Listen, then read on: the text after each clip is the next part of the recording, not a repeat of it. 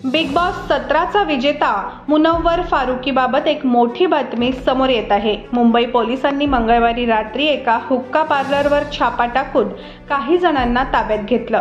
यामध्ये stand up comedian Munawwar फारुकीचा समावेश असल्याचं म्हटलं जात आहे।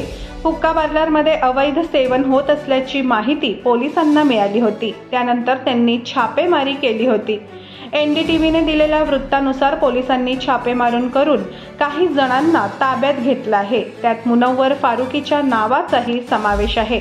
आमच्या टीमला मुंबईतील एका हुक्का बारमध्ये हुक्क्याच्या नावाखाली तंबाखूचा वापर होत असल्याची माहिती मिळाली। त्यानंतर आम्ही छापेमारी केली। तिथे सापडलेल्या वस्तूंची तपासणी केल्यानंतर काही लोकांनाही ताब्यात घेऊन गुन्हा दाखल करण्यात आला। ताब्यात घेण्यात आलेल्यांवर मुनव्वर फारुकीचाही समावेश आहे अशी माहिती या छाप्याशी संबंधित एका अधिकाऱ्यांनी दिलेली आहे।